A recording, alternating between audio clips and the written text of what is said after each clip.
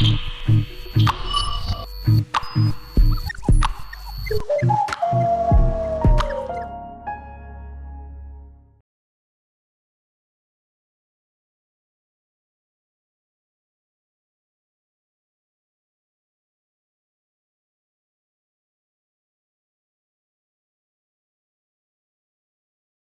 this is a cloud poem, but it's also about now.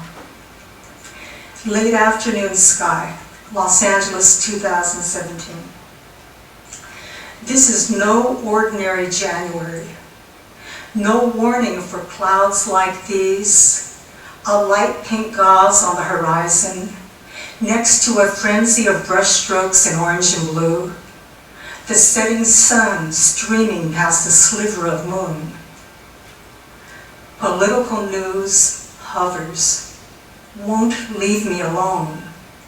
But I want to concentrate. No, I must celebrate a beauty so vast, my eyes can barely take it all in. If I could pick out the scene for my dying day, this would be in the running. Does the danger I feel belong more than ever? The calm and the furious, necessary companions? When it feels like the world turns its back on what's true, why are these recent skies so devastatingly gorgeous, and these clouds in such blazing hue, in wordless uproar?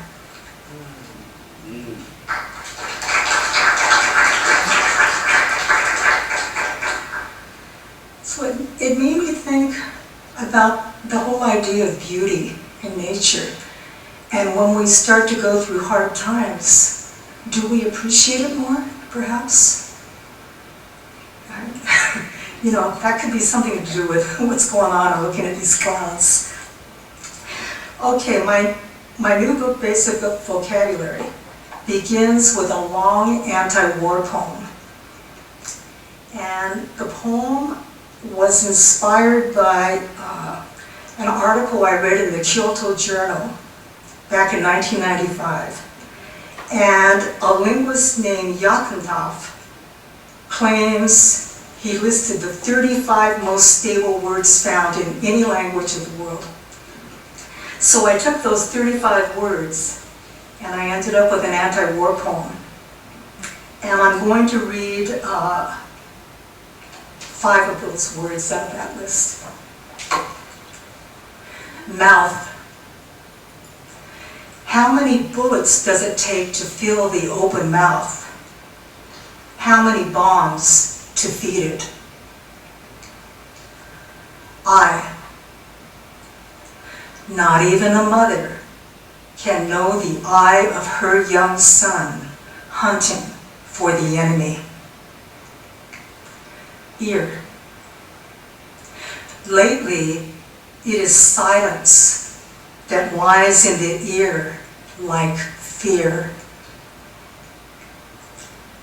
Tooth. Inside the crowded grave, an orphan tooth, the permanent enamel, so shiny and white. And this last word I picked is called louse, which is interesting to think that louse is in every language. The empire is falling down. Despots and morons on every soapbox, a louse in every house. So many varieties to choose from. Clown, bastard, rogue and boor, dog, scoundrel, creep and cur, rat, maggot, stinker, worm. Dear citizen, don't get used to it.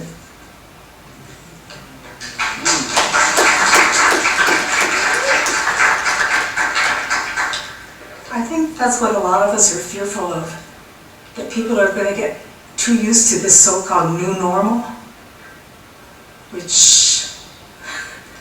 is full of lying and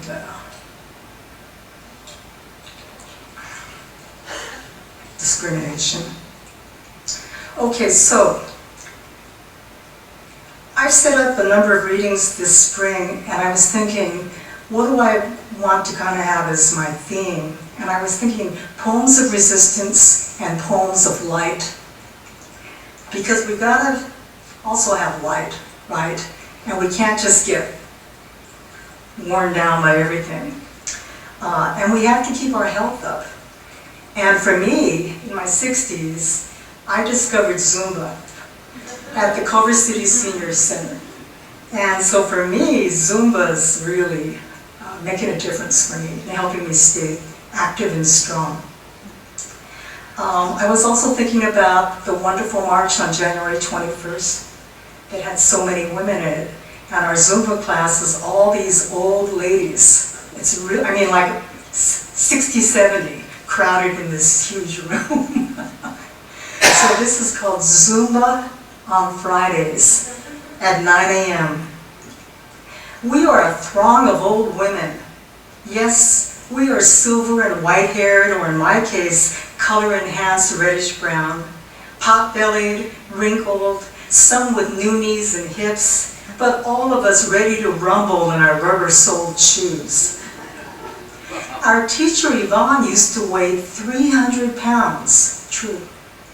Now she Zumbas and runs, sporting a modified mohawk, sparkly bracelets stacked from wrist to forearm, and pink, lime, or lavender tank tops and sweats. Her constant command, smile, this is supposed to be fun. And it is, though a few in the crowd just don't get the steps. Their faces so labored and lost. Most of us, though, are having the best time we've had in decades. Feel like we did in our teens, maybe better, since we don't care anymore if we look uncool. Heck, no pressure anymore from ogling adolescence or the longing leers of older men. Now, nothing matters more than the way this Latin music pulls us in. Our bodies set loose to congas and timbales.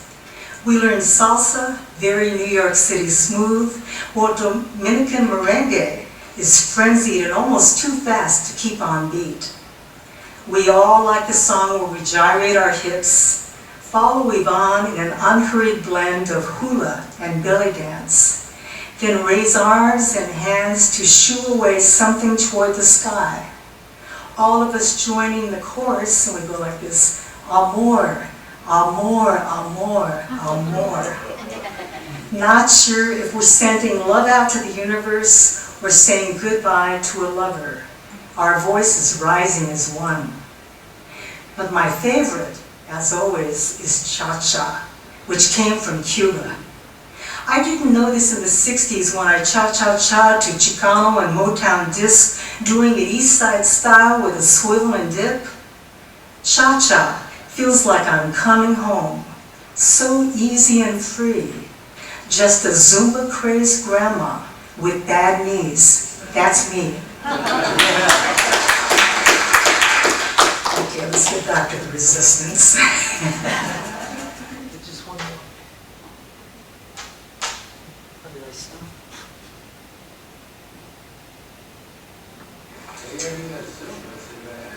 Yeah, right. February 18th is considered the Day of Remembrance for the Japanese-American community. February 18th was the day that Franklin Roosevelt signed Executive Order 9066, which sent 110,000 Japanese to the concentration camps. So I wrote this for this 2017 Day of Remembrance. There are some terms in here that I'll just make sure you understand what they are. Nisei, that's my parents' generation, second generation, Japanese Americans. Issei, my grandparents. Most of them are gone now. But it was the Issei and Nisei that were in the camps. I'm Sansei, third generation. My son's Yonsei. I've got Gosei, fifth generation grandchildren. And this is kind of, I don't know, we'll see what you think. This isn't like my normal poetry. Day of Remembrance, 2017. We stand here as survivors. We are the Nisei children, American citizens of Issei parents forced to remain aliens. It didn't matter when they came for us. Citizens and aliens alike, we were the enemy. We stand here as Japanese Americans, Sansei, Yonsei, succeeding generations who know how tentative freedom can be. We must remember the decade of betrayal, 1929 through 1939, when millions of Mexicans were repatriated. We hear the same accusations, foreigners even elevated to criminals under Trump, blamed for not enough jobs. Distract the public from corporate thieves, round up those aliens, construct a border wall. We must warn all who will listen. Chinese exclusion in 1882, Asian exclusion in 1927, the yellow peril attitudes which shaped our laws. Now the target widens, a rise in hate crimes since 9/11, with the Trumpsters calling for bans on Muslims. There's growing fear of a Muslim registry, the Japanese concentration camps, a so-called precedent, and a president who refuses to denounce the unjust imprisonment of 120,000 Japanese Americans. We must warn this country. We will not let you divide us. An attack on Mexican or Muslim Americans is an attack on all. We stand together. We will not be passive. We will not be silent. We will build unbreakable bridges between us. We are teaching each other to be warriors for peace and justice, warriors for vigilant love.